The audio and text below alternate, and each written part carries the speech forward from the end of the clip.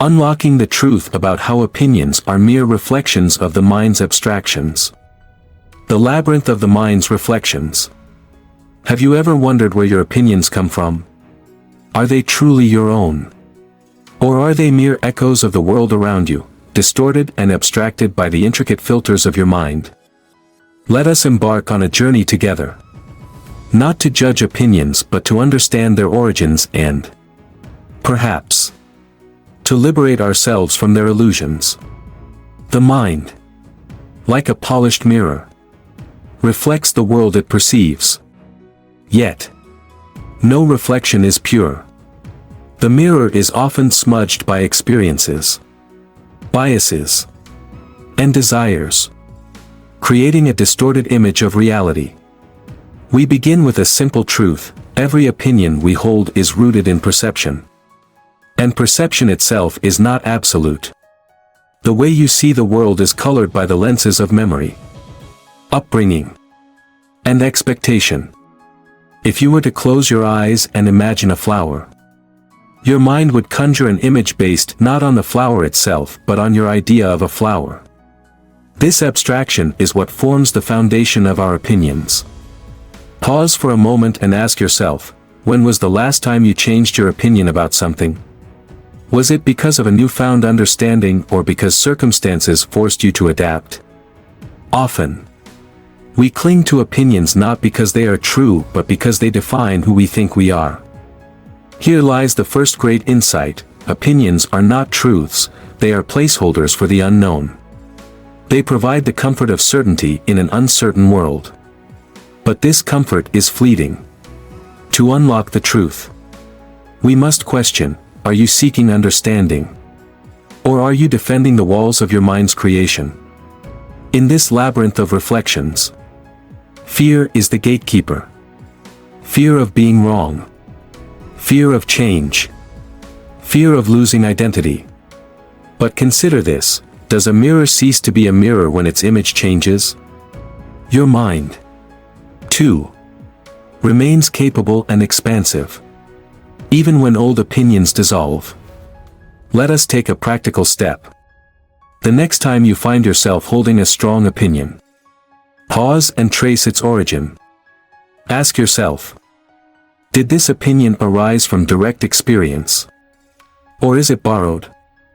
Does holding this opinion bring clarity or confusion? Who benefits from me holding this belief? The act of questioning is transformative. It chips away at the rigidity of the mind, allowing light to enter. When we see opinions for what they are, mere abstractions, we create space for deeper truths to emerge. But beware, the mind resists this process. It seeks to protect its narrative. For without opinions, who are we? This is the ultimate question we must face. Are we the collection of our thoughts? Or are we the awareness behind them? As we begin to untangle this web, remember that there is no rush. The mirror of the mind can be polished, but it requires patience and courage. The first step is to accept that your opinions are not you. They are fleeting, temporary, like the reflection of clouds passing over a still lake. And so, I leave you with this: what lies beneath the surface of your opinions? When the ripples settle and the reflections fade, what remains? Let this question linger as we prepare to dive deeper. The eternal observer and the illusion of control. As we move further, let us confront one of the most profound realizations: we are not our opinions, but the observers of them. This awareness transforms everything. It's as though we've spent our lives inside a theater, believing we are the actors on stage, only to discover we've been the audience all along. Think about it: when you hold an opinion, it feels like a declaration of your identity. I am this. I believe that. But who is the I in these statements? The body? The thoughts? The emotions? Look closely, and you'll find that none of these things fully define you. The I is the silent witness. The eternal observer that watches as opinions rise and fall like waves in the ocean. This realization dismantles the illusion of control. We like to think we shape our opinions, that they are conscious choices. But in truth, how often do you examine their origins? Most opinions are inherited, absorbed from culture, family, media, and peers without question. They are not the result of your will but the byproduct of your environment.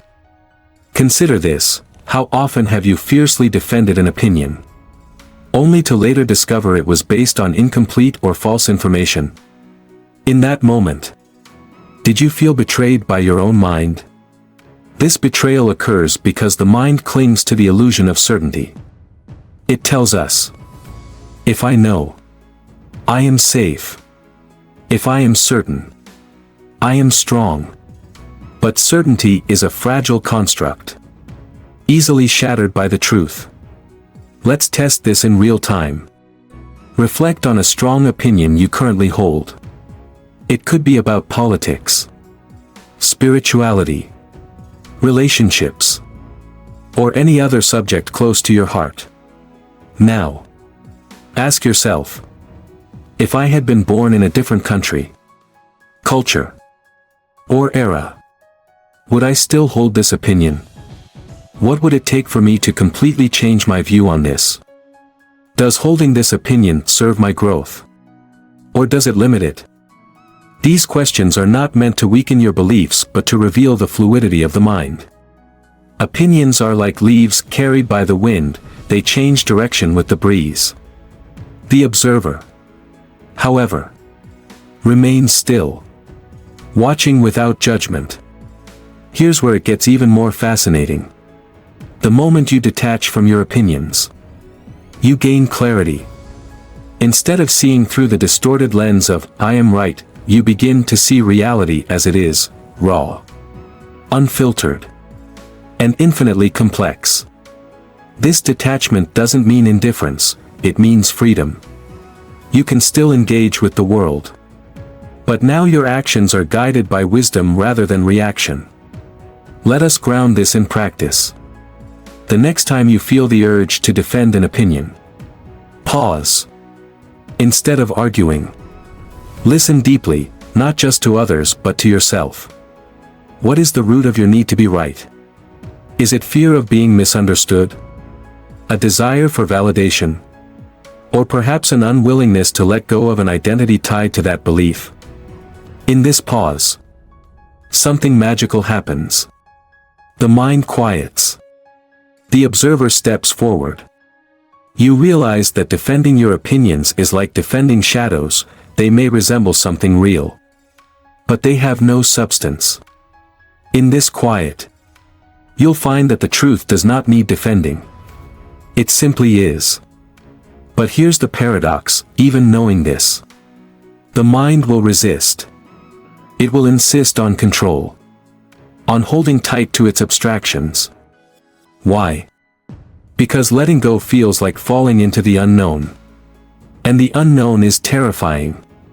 Yet, this is where liberation lies.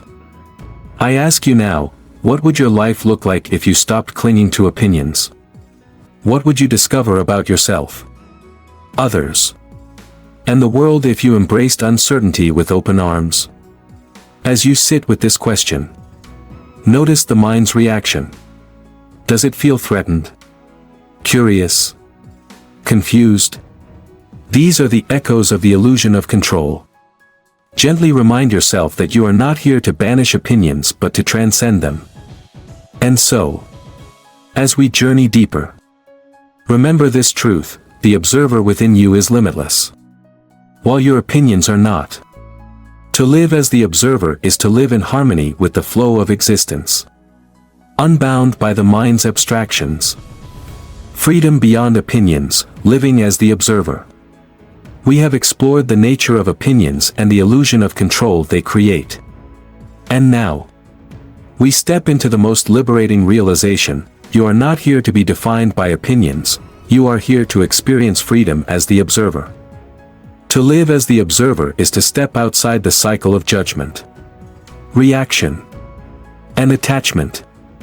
Imagine this: a river flows endlessly, carrying leaves, branches, and reflections of the sky. You are not the river, nor the debris it carries. You are the silent witness, seated on its bank, watching the flow without interference. Freedom begins, and you no longer mistake the passing leaves for yourself. Opinions, beliefs, and judgments, they are all part of the river's current.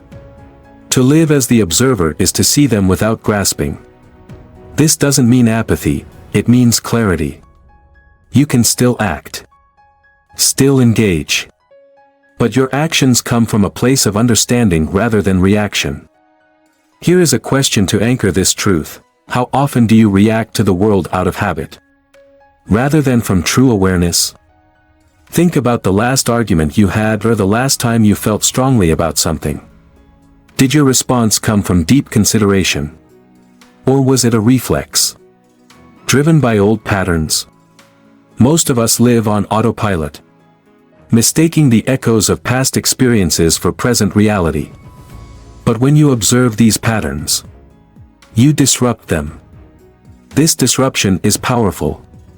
It creates space to choose differently, to act from wisdom instead of conditioning.